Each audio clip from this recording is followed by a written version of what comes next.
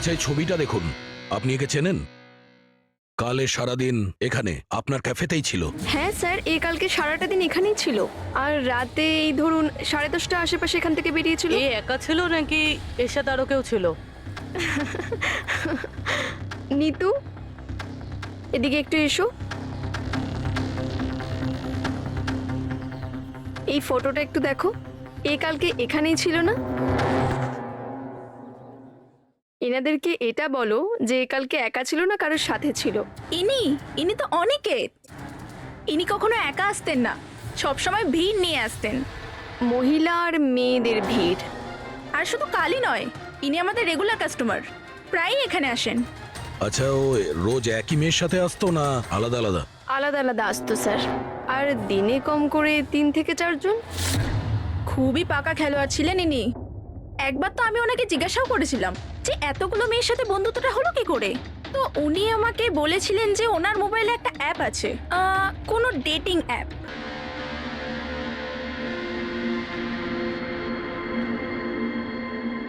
কিছু জানতে পেরেছো? হ্যাঁ স্যার, অনিকেতের ডেটিং অ্যাপের ব্যাপারে জানা গেছে। ওই অ্যাপটার নাম ম্যাচ আপ। Match up? এটা দুজনের সাথে বিয়ে দেওয়ার কোনো অ্যাপ নয় তো? হ্যাঁ স্যার, ওই রকমই কিছু। কিন্তু অনিকেত এই অ্যাপের ভুল ব্যবহার করেছে। ও এই অ্যাপের সাহায্যে এতগুলো মেয়ের সঙ্গে কন্ট্যাক্ট করেছে স্যার, আর ওদের সঙ্গে বন্ধুত্ব করেছে। আর মনে হচ্ছে বিয়েও কাউকেই করতে চায়নি, শুধুমাত্র টাইম পাস করছিল। এই অ্যাপে শুধুমাত্র চ্যাটিংই হয়, আর কারো নাম্বার এই অ্যাপে শো করে না স্যার। স্যার, আমরা অ্যাপ ডেভেলপ কোম্পানি থেকে 4টে মেয়ের ব্যাপারে খোঁজ নিয়েছি, অনিকেত যাদের খুব টাচে ছিল। ইনফ্যাক্ট মার্ডার হওয়ার দিনও ওদের সঙ্গেও ক্যাফেতে দেখা করেছিল। পুরবি কথা বলছে। প্রথম মেয়েটা হলো মোনা। হ্যাঁ, আমি দেখা করেছিলাম ওনার সাথে কফি শপে এই 4টে নাগাদ। কফি খেয়েছিলাম আর একটু কথাও বলেছিলাম আমরা। তারপর আমাকে বেরোতে হলো, আমার কিছু আর্জেন্ট কাজ ছিল। স্যার, এ বলছে যে কফি শপের পরে ও বিউটি পার্লারে গিয়েছিল, আর ওখান থেকে একটা মুভির প্রিমিয়ারে। দ্বিতীয় জন হলো রূপালী। তাহলে বলো, তোমার কি বক্তব্য? ও অনেক দিন ধরে আমার পিছনে পড়েছিল, খালি বলতো দেখা করো দেখা করো। ভীষণই বোরিং ছিল, আই টেল ইউ। ওর সাথে 1 কাপ কফি যে আমি কিভাবে খেয়েছি, আর কফিটা শেষ হওয়ার সাথে সাথেই আমি ওখান থেকে বেরিয়ে গেছি। ও বলেছিল স্যার ও অনিকেতের সঙ্গে 6টার সময় দেখা করেছিল, আর তারপরও ফ্যামিলি ফাংশন অ্যাটেন্ড করতে আন্ধেরি গিয়েছিল। আর তৃতীয় অঞ্জু স্যার। ওর সাথে তো সময়টা বুঝতেই পারিনি। কত ভালো ভালো কথা বলতো, আপনি জানেন আমরা সেদিন কত কথা বললাম। হঠাৎ করে ও বললো ওকে কোথাও যেতে হবে। আমরা ডিসাইড করলাম যে আমরা আবার দেখা করব, আর তারপর চলে গেল। এই মেয়েটা কফি শপ থেকে বাইরে বেরই হয়নি। এর স্টেটমেন্ট অনুযায়ী ও কফি শপেই বসেছিল কফি শপ বন্ধ হওয়া পর্যন্ত, 12টা অবধি। স্যার, এদের স্টেটমেন্ট আমরা ক্রস চেক করেছি, ঠিকই বলছে। স্যার, সঞ্জীববাবু বলছেন কোনো মেয়ের গুলি লেগেছিল। এদের 3 জনকে চেক করা হলো, কিন্তু কোনো আঘাতের চিহ্ন নেই। তোমরা তো 4টে মেয়ের কথা বলেছিলে, তাহলে চতুর্থ মেয়েটি গেল কোথায়? স্যার, 4 নম্বর মেয়েটা হলো এরিকা। আমরা এই অ্যাপের সাহায্যে ওর সঙ্গে কন্ট্যাক্ট করার চেষ্টা করেছিলাম, কিন্তু ও কোনো রেসপন্স করেনি। তাহলে এক কাজ করো, ওই মেয়েটার সঙ্গে গিয়ে দেখা করো।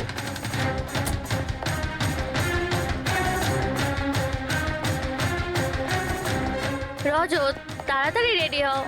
আর কত সময় নেবে? এতটা সময় তো মেয়েরাও নেয় না। আসছি বাবা, জাস্ট 2 মিনিট। Excuse me. হ্যাঁ বলুন, কাকে চাই? এরিকা। হ্যাঁ আমি, কিন্তু আপনারা? সিআইডি। সিআইডি?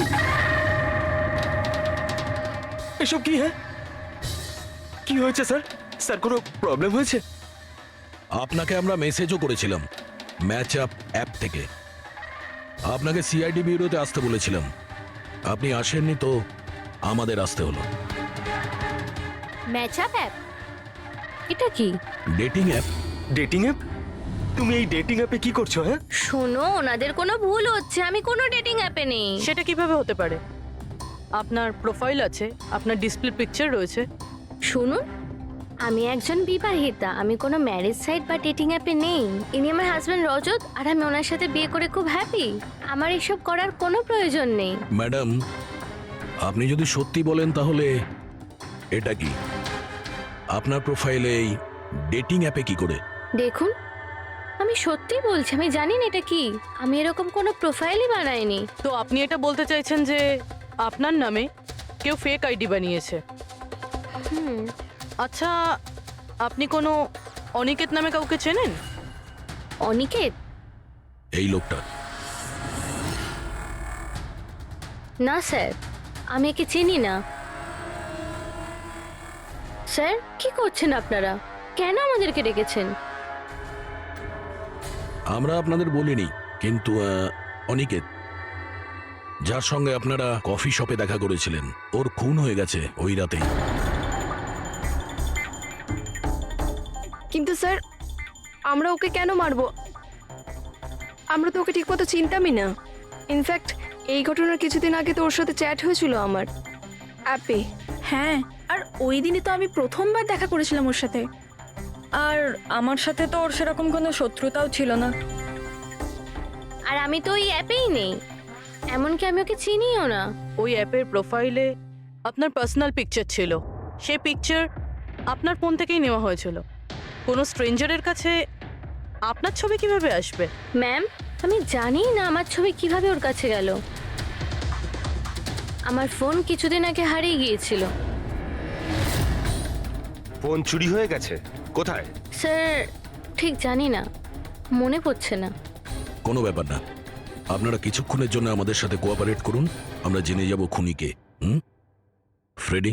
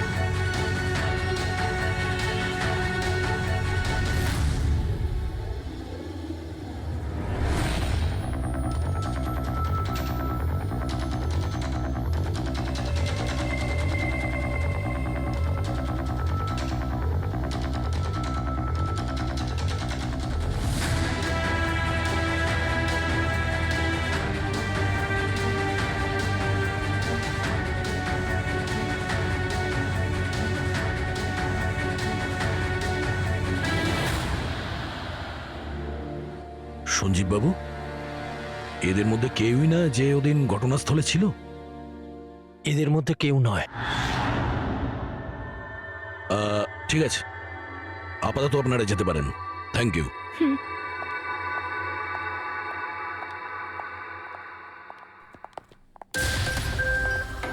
না স্যার, এদের মধ্যে তো কেউ না। স্যার, বাকি তিনজনের মতন ওরও কোনো চোট নেই, কিন্তু কিন্তু ওই মেয়েটার আঘাত ছিল, চলার অবস্থাই ছিল না। কিন্তু সালুকে যে আমাকে বলল ও সঞ্জীবের পোশাকে যে ডিএনএ টেস্ট করেছিল তাতে তো দুটো মহিলার ট্রেসেস পাওয়া গেছে। ঠিক আছে, কিন্তু একজন আহত হতে পারে, আরেকজন সেও তো ওই চারজনের মধ্যে একজন হতে পারে। স্যার, এই চারজনের জল খাওয়ার গ্লাসগুলো ফরেন্সিকে পাঠিয়ে দিয়েছি, রিপোর্ট আসবে। স্যার, হ্যাঁ, স্যার ওই দুটো মেয়ের ডিএনএ এই চারজনের সঙ্গে ম্যাচ করেনি। কি ম্যাচ হচ্ছে না? তাহলে মেয়ে দুটোকে পাবো কি করে? এক মিনিট। কি হলো সঞ্জীব?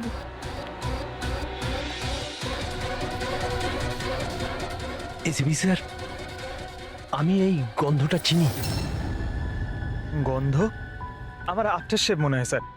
না না, এটা ওই গন্ধ যেটা আমি ঘটনাস্থলে পেয়েছিলাম, একদম ওটার মতো।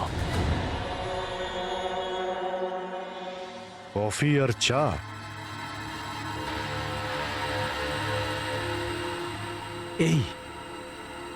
এই গন্ধটা ঘটনাস্থলে, এই গন্ধটাই ছিল।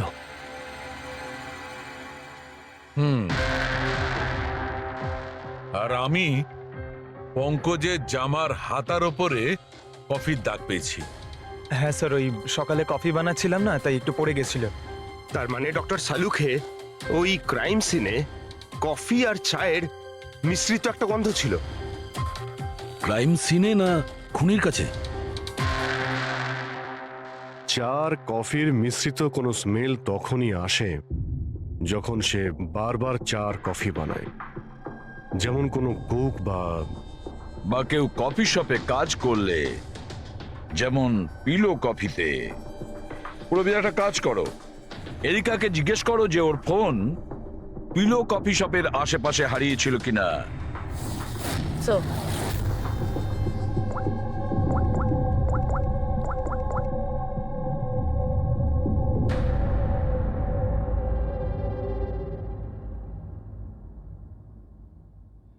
স্যার, হ্যাঁ। স্যার ওনার ফোন ওখানেই হারিয়েছিল, ওই কফি শপে।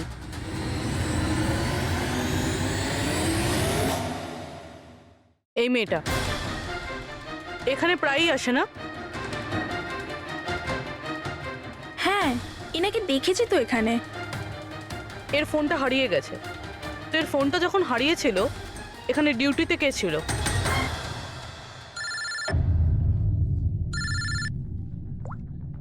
হ্যালো, হ্যাঁ ফ্রেডি। ও গুড, ঠিক আছে, আমরা এক্ষুনি ওখানে পৌঁছচ্ছি। পুরবি, সো ফ্রেডির ফোন ছিল, ওই হসপিটালটার খোঁজ পাওয়া গেছে যেখানে ওই আহত মেয়েটা ভর্তি আছে। স্যার ওই মহিলাই যে অনিকেতের খুন করেছিল? হ্যাঁ, ওই মেয়েটা। আমাদের এক্ষুনি ওখানে যেতে হবে। স্যার আমাদের এখন বেরোতে হবে, কিন্তু যতক্ষণ অবধি জিজ্ঞাসাবাদ কমপ্লিট না হচ্ছে কেউ কফি শপ থেকে বেরোবে না।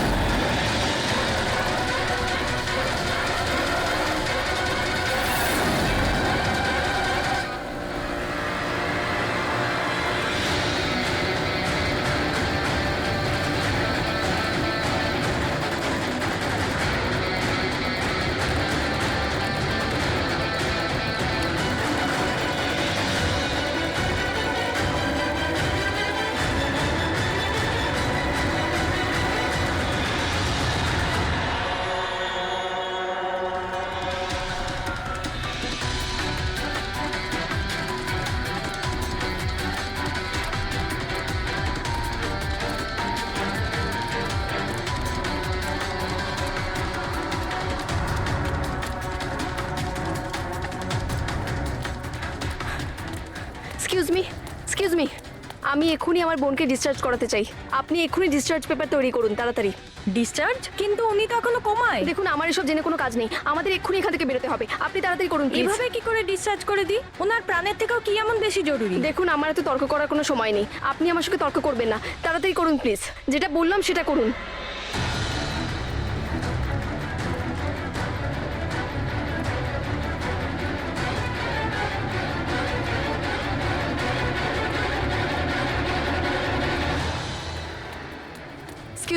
এক্সকিউজ মি, আমার দিদি স্বপ্নাকে এক্ষুনি ডিসচার্জ করাতে হবে, এক্ষুনি। ওর বিলের টোটাল অ্যামাউন্টটা বলবেন প্লিজ। Excuse me. মনে হয় খুব তাড়া আছে তোমার।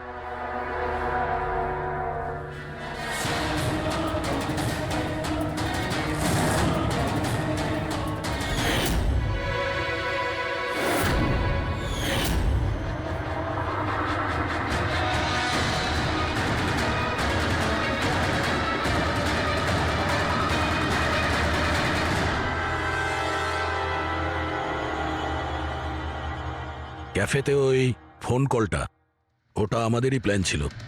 আমরা এটাই দেখতে চাইছিলাম যে ওই আহত মেয়েটার মিথ্যে খবরের জালে কে ফাঁসে। আর তুমি ফেসে গেলে। এটাও ভাবলে না যে সিআইডি তোমাকে ফলো করছে। তুমি নিজেই আমাদের এখানে নিয়ে এসেছো, আর তাই পালিয়ে কোনো লাভ নেই। সেই জন্য তোমার জন্য এটাই ভালো হবে, নিজের অপরাধ স্বীকার করে নাও।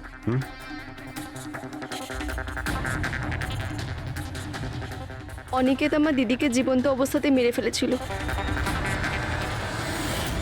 ওদের সিঙ্গাপুরে দেখা হয়েছিল, আর ও ওখানেই আমার দিদিকে বিয়ের মিথ্যে প্রতিশ্রুতি দিয়েছিল। ওরা এঙ্গেজমেন্টও করে নেয়, আর তারপরে বিয়ের কথা বললেই ও এড়িয়েই যেত।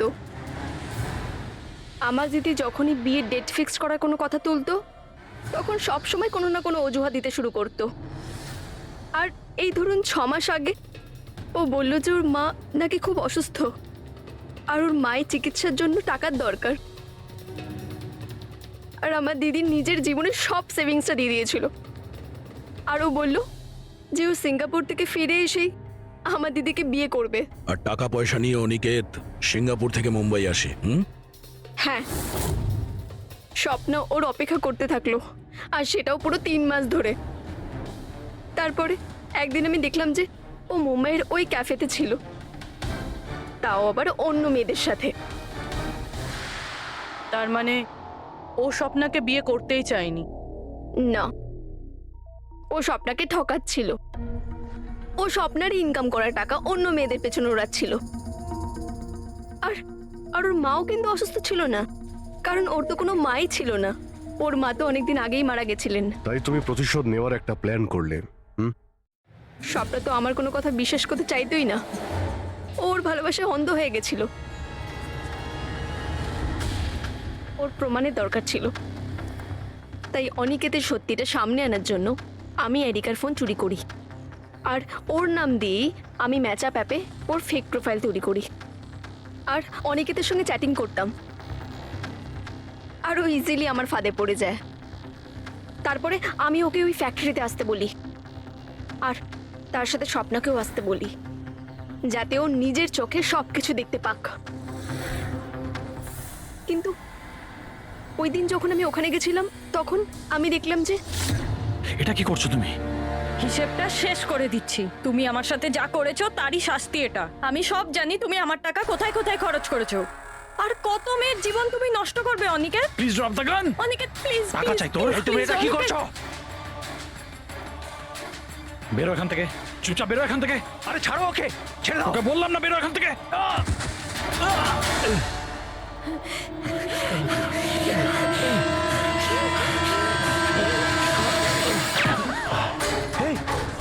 গুলি করে দিলে, গুলি করে দিল। হ্যাঁ, খুন খুন করে দিয়েছে পুলিশ। এই আরেকটা গুলি কে চালালো? আরেকটা গুলি চালিয়েছে পুলিশ।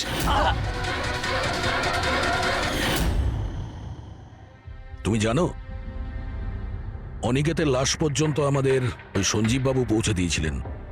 উনি দেখতে পান না, কিন্তু ওনার ওই সংবেদনশীল দস্তানা, সেন্সিটিভ গ্লাভস চোখের থেকে কম না। প্রতিশোধ নেওয়ার জন্য তুমি অনিকেতকে খুনই করে দিলে, কিন্তু এখন তো সারা জীবন জেলেই কাটবে। আর তোমার বোন স্বপ্না, যার জন্য তুমি এই সব করলে, সে তো আগে থেকেই কোমাতে রয়েছে। আর যেদিনও কোমা থেকে ঠিক হবে, সেদিন তোমার কাছেই যাবে, জেলের গরাদের পিছনে।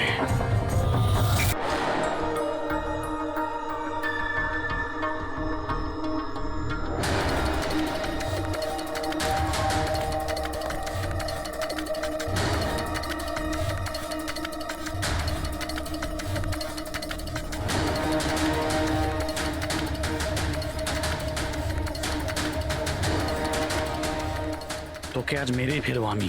তুই আমার হাত থেকে আর বাঁচতে পারবি না। না না, তুমি এটা করতে পারো না, প্লিজ।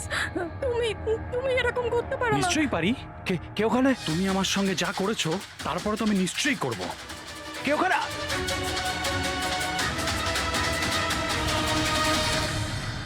বাঁচাও, বাঁচাও, প্লিজ প্লিজ হেল্প, বাঁচাও। তুমি এটা করতে পারো না, প্লিজ। কেউ আছো, কেউ আছো, বাঁচাও, please please help, please please বাঁচাও। ওখানে কে আছে? Please help.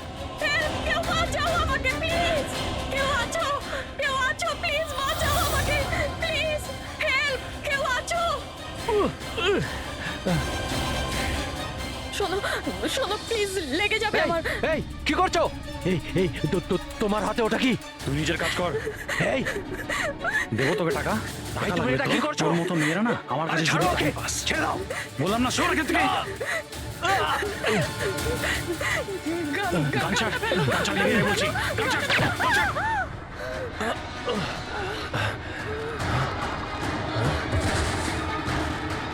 এই গুলি করে দিলে, গুলি করে দিল। হ্যাঁ, খুন করেছে, খুন করে দিয়েছে পুলিশ, খুন করেছে পুলিশ। এই আরেকটা গুলি কে চালালো?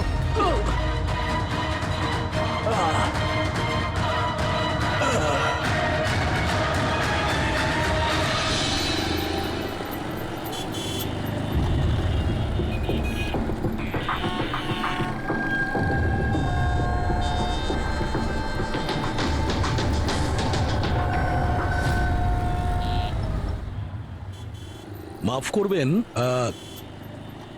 খুন আপনি দেখেছেন? কিন্তু আপনি দেখলেন কি করে? বলতে চাইছি যে আপনি তো দেখতে পাই না, তাই তো? হ্যাঁ ওই আর কি, মানে বলতে চাইছি আপনি দেখলেন কি করে খুন হতে? এইটার সাহায্যে। এটার সাহায্যে? কি এটা? এটা সেন্সর গ্লাভস। এতে সেন্সর ফিট করা আছে, যার থেকে অদৃশ্য তরঙ্গ বেরিয়ে যায়। ওই তরঙ্গের সামনে যা কিছু থাকে ওতে ধাক্কা খেয়ে ওগুলো ফিরে আসে। তাতে আমি জানতে পারি যে আমার সামনে কি হচ্ছে। মানে এক প্রকার এটা আপনার চোখের কাজ করে? হ্যাঁ, আপনি সেটা বলতে পারেন। আরে কিন্তু এটা কি করে হতে পারে? হতে পারে। এক মিনিট, আপনি একজন মহিলা, আপনি চুল বেঁধে রেখেছেন। স্যার এটা তো ইনি আন্দাজেই বলছেন। আর আপনি বেশ গোলগাল দেখতে, হেলদি ইয়াং বয়। এটা তো ভুল বলেননি, দিন দিন তো মোটা হচ্ছ। ওয়েট তো চেক করেছিলাম স্যার, একটু কমও দেখাচ্ছিল। আপনি বলছেন যে এই ডিভাইসের সাহায্যে আপনি দেখেছেন কাউকে খুন হতে? একটা মেয়ের খুন হয়েছে স্যার, তাকে গুলি করা হয়েছে, গুলি। কোথায়? আই মিন এখানেই কাছাকাছি? না, এখানে নয়, এই জায়গাটা একটু এবড়ো খেবড়ো। ওটা খুব স্মুথ ছিল, ওখানে সিঁড়িও ছিল না। আচ্ছা, আপনি ওই জায়গা থেকে এখানে কি করে এলেন? জানি না, ঘটনাস্থলে কেউ আমাকে এখানে পিছন থেকে মারলো, আর তারপর আর কিছু জানি না। চোখ খুলে দেখলাম আমি এখানে। সঞ্জীব বাবু, কাল রাতে কি হয়েছিল আপনি ডিটেলসে বলুন আমাদের।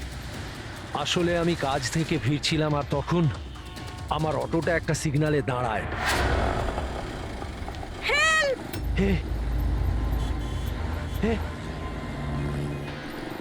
ওদিকে কি? কি? আরে ভেতর থেকে তুমি একটা মেয়ের চিৎকার শুনতে পেলে না? মেয়ের চিৎকার? কি বলছেন কি আপনি? বের বললো। কি বলছেনটা কি? আরে আচ্ছা নাও, এটা তুমি রাখো। ঘটনাস্থলে আমি যখন পৌঁছলাম তখন দেখলাম যে একটা ছেলে আর একটা মেয়ে ছিল। ছেলেটার হাতে পিস্তল ছিল, গান।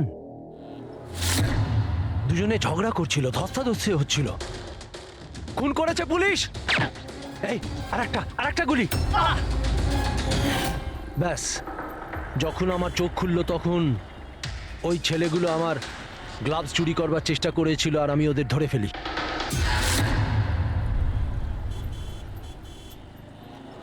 আর আপনি অজ্ঞান হয়ে যাওয়ার পরে খুনি আপনাকে এখানে নিয়ে এসছে আর এখানে ফেলে পালিয়ে গেছে? হ্যাঁ, হতে পারে। আচ্ছা, ওই জায়গাটা কোথায় যেখানে মেয়েটার গুলি লেগেছিল? না স্যার, আমি জানি না। আচ্ছা, আন্ধারিতে ওই অটো যে সিগন্যালে দাঁড়িয়েছিল, যেখানে আপনি মেয়েটার চিৎকার শুনেছিলেন, সেই জায়গাটা জানেন আপনি? মনে আছে? আই অ্যাম সরি, আমি এ ব্যাপারে আপনাদের হেল্প করতে পারবো না। ইটস ওকে, আপনি চিন্তা করবেন না, আমরা ওই জায়গাটার খোঁজ নিয়ে নেব। কিন্তু কি করে? ওই অটো ড্রাইভারকে জিজ্ঞাসা করব। এত বড় শহরে ওই ড্রাইভারকে আপনি কোথায় খুঁজে পাবেন স্যার? পেয়ে যাব। ও ওদের নেটওয়ার্ক খুবই ফাস্ট, সারা শহরে ছড়িয়ে আছে, পেয়ে যাব। ওনার নাম ঠিকানা বা অন্য কিছু জানেন আপনি? ও ও টুপি পরেছিল আর পুরনো গান শুনছিল 90-এর দশকের। আর ওর অটোতে আগুন নেভানোর যন্ত্রও লাগানো ছিল। আর হ্যাঁ, ওর কথাবার্তা দেখে মনে হচ্ছিল ও উত্তর ভারতে থাকে। হ্যালো, কি উত্তর ভারতের লোক? পুরনো গান শোনে, আবার টুপিও পরে, আগুন নেভানোর যন্ত্রও আছে ওর অটোতে। ঠিক আছে, দেখছি।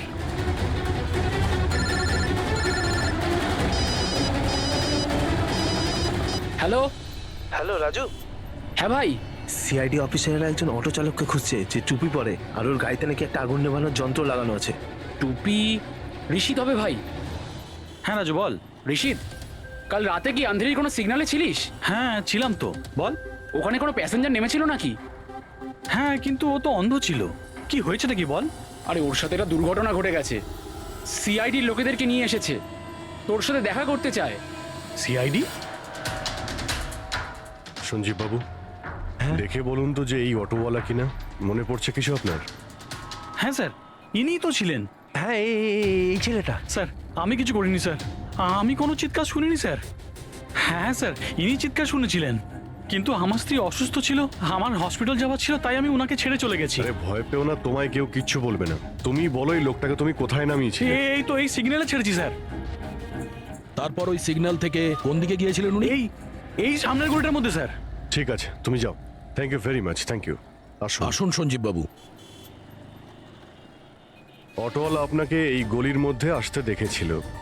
এখানে দুটো রাস্তা আছে, একটা এটা আর একটা ওটা।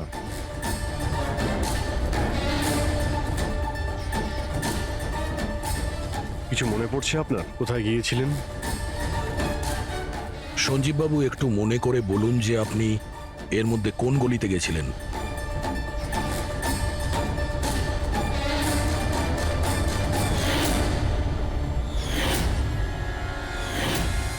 একটা পাখির মতো দেখতে মূর্তি ছিল। চলো আমরা এখান থেকে শুরু করি। সামনে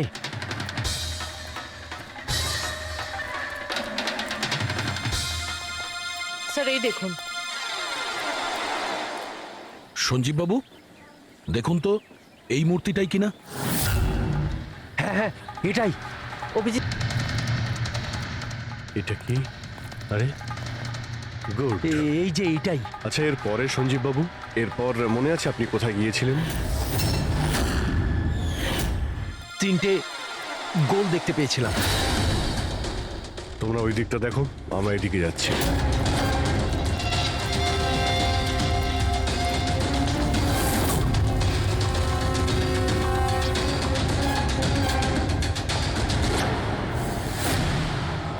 স্যার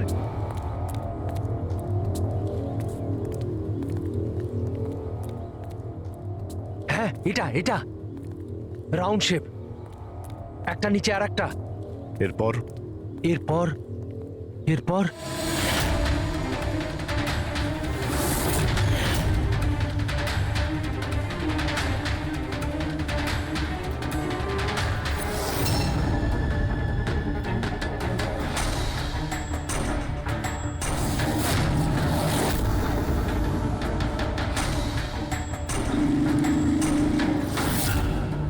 এদিকে এদিকে, এই যে। সাবধানে। আরে স্যার, ঘুরে ফিরে সেখানেই চলে এলাম যেখান থেকে শুরু করেছিলাম। আরে সেই জন্যই তো উনি চিৎকার শুনতে পেয়েছিলেন।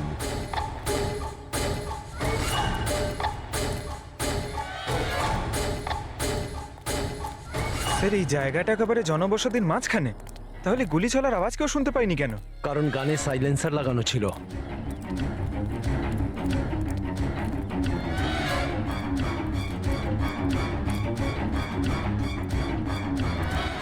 আসুন, একটা স্টেপ আছে, সাবধানে।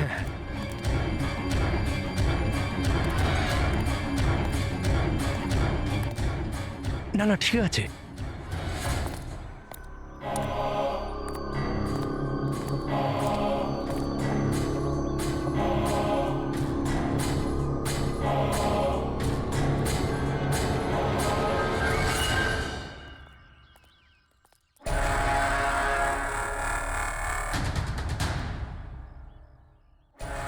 কি হলো? আপনারা দাঁড়িয়ে পড়লেন কেন? কি আছে? লাশ পেলেন? সঞ্জীব বাবু, আপনি বলেছিলেন গুলিটা কোনো মেয়ের লেগেছিল। হ্যাঁ হ্যাঁ, মেয়ের গায়ে লেগেছিল। আমি তাকে ছুঁয়ে দেখেছিলাম। ওর গুলি লেগেছিল, রক্ত বেরোচ্ছিল।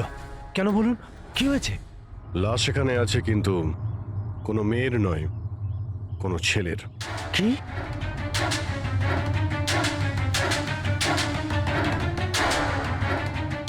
He is dead. মনে হচ্ছে সেই যে ওই মেয়েটাকে মারার চেষ্টা করেছিল। স্যার, ওনার কথা অনুযায়ী এখানে দুটো গুলি চলেছিল। হয়তো হয়তো এই দ্বিতীয় গুলিটায় মারা গেছে।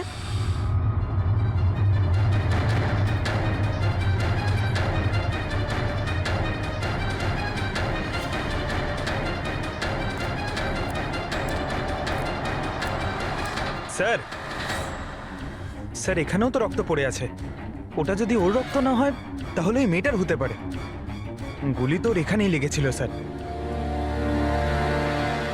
যদি মেয়েটার এখানে গুলি লাগে তো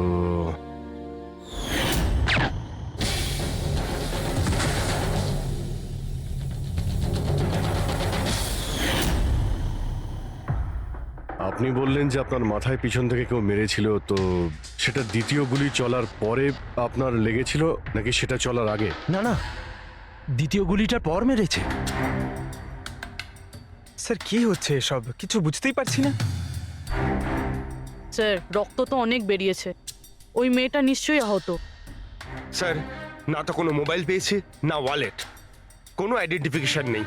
আর স্যার, ওর হাত আর আঙুলে যে চিহ্ন আছে সেগুলো দেখে মনে হচ্ছে কেউ যেন ঘড়ি আর আংটি চুরি করে নিয়েছে। আচ্ছা, এদের দুজনকে চিন্তায়ের উদ্দেশ্যে মারেনি তো? আগে এটা খোঁজ নিতে হবে যে মেয়েটা কোথায়। যদি আহত হয় কোনো হসপিটালে থাকবে, আর যদি মারা যায় তাহলে খুনি ও লাশ গুম করার চেষ্টায় রয়েছে। মিসিং পার্সন ব্যুরোতে খোঁজ নিয়ে দেখো তো এর ব্যাপারে কিছু জানতে পারা যায় কিনা। বস, ক্রাইম স্পটে ওই জায়গাতে মাটির ওপর যে রক্ত পাওয়া গেছিল, ডিএনএ টেস্ট অনুসারে ওই রক্তটা কোনো মেয়ের। আসলে এই মেয়েটা ওই সময় ওখানে উপস্থিত ছিল না যখন তোমরা গেছিলে, কিন্তু ক্রাইম যখন হয়েছিল তখন ওই মেয়েটা নিশ্চয়ই ওখানে ছিল। আর স্যার, দুর্ঘটনার সময় রাত 11টা থেকে 1টার মধ্যে। ঠিকই তো আছে, সঞ্জীবও তো ওই সময় ছিল 11:30 নাগাদ। হ্যাঁ স্যার, আর সঞ্জীব বাবুকে অজ্ঞান অবস্থায় সেখানে রেখে দেয় যেখান থেকে আমরা ওনাকে পাই। আরও একটা কথা স্যার, দুটো গুলি চলেছিল। মেয়েটার গুলি লেগেছিল আর ও ওখানেই অজ্ঞান হয়ে পড়ে গেছিল সঞ্জীব বাবুর কাছেই। তারপরে স্যার দ্বিতীয় গুলিটা করা হয়েছিল যেটা ছেলেটার লেগেছিল। তার মানে সঞ্জীব বাবু ছাড়াও ওখানে আর কেউ ছিল যে ওই আহত মেয়েটাকে ওখান থেকে নিয়ে গিয়েছিল আর সঞ্জীব বাবুকে ওই ফুটপাতে ফেলে গেছিল। স্যার, আমি আশেপাশের এলাকায় খোঁজ নিয়েছি।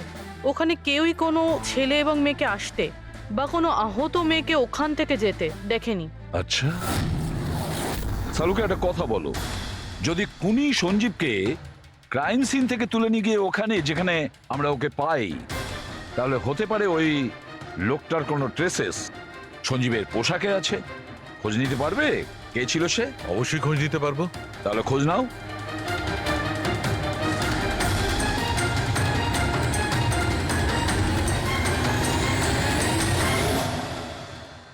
স্যার, হ্যাঁ? লাশ শনাক্ত করা গেছে। ওর নাম হলো অনিকেত স্যার, আর ওর বাড়ির লোকজনও হারিয়ে যাওয়ার রিপোর্ট লিখিয়েছিলেন। অনিকেত, দেখুন আপনার ভাই অনিকেতের বডি আমরা বন্ধ কারখানায় পেয়েছিলাম। আপনারা কি বলতে পারবেন উনি কেন এখানে এসেছিলেন?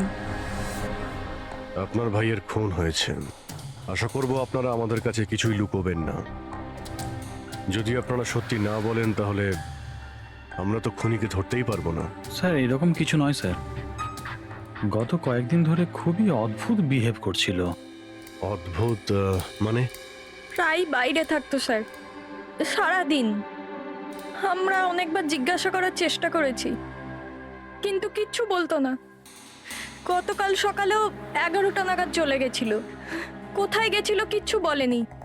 সারা দিন ধরে স্যার ঘরে ফেরেনি। সকালে উঠে দেখি সারা রাতেও বাড়ি ফেরেনি। তারপরে গিয়ে আমি পুলিশের কাছে কমপ্লেন করি। তো সারাটা দিন ফোনে কোনো কথা হয়নি? স্যার আমি ওকে সারাদিন ধরে ফোনে কল করছিলাম কিন্তু ফোনেই পাচ্ছিলাম না ওকে।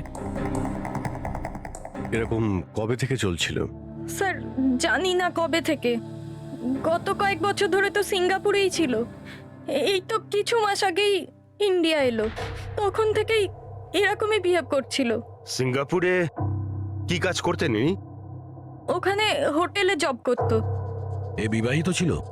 না স্যার, বিবাহিত ছিল না। কোনো মেয়ের সাথে এর সম্পর্ক ছিল? কারণ মরার আগে ও কোনো মেয়ের সঙ্গে ঝগড়া করছিল। জানি না স্যার, আমরা কিছুই জানি না এর কোনো মহিলার সঙ্গে কোনো অ্যাফেয়ার বা বন্ধুত্ব আছে কিনা, কিছুই জানি না। স্যার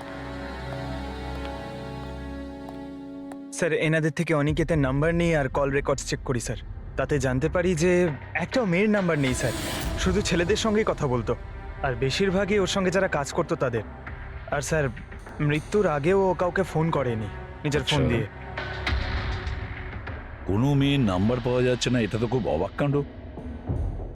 স্যার খুবই সাদাসিধে লোক ছিল, শুধু নিজের কাজ নিয়েই ব্যস্ত থাকতো। ঠিক আছে, আপনারা যেতে পারেন। যদি দরকার হয় আপনাদের ডেকে নেব। স্যার স্যার কালকে কারখানায় যাওয়ার আগেই অনিকেত সারাদিন একই জায়গায় ছিল। কোন জায়গায়? Sir coffee shop. স্যার এর ক্রেডিট কার্ডের বিল থেকে এটা প্রমাণিত হয় যে এ সারাদিন ওই কফি শপে ওর ক্রেডিট কার্ড সোয়াইপ করেছিল। হ্যাঁ স্যার, ওর ফোনের লাস্ট লোকেশন ওই কফি শপই ছিল। কোন কফি শপ ছিল ওটা? Pillow coffee shop. যাও ওই পিলো কফি শপে আর খোঁজ না ও সারাদিন বসে কি করছিল। স্যার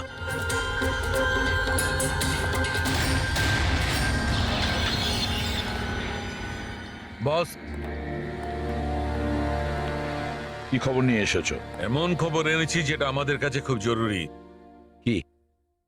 এর পোশাকের মধ্যে আমি কয়েকটা আলাদা আলাদা ডিএনএ স্যাম্পল পেয়েছি।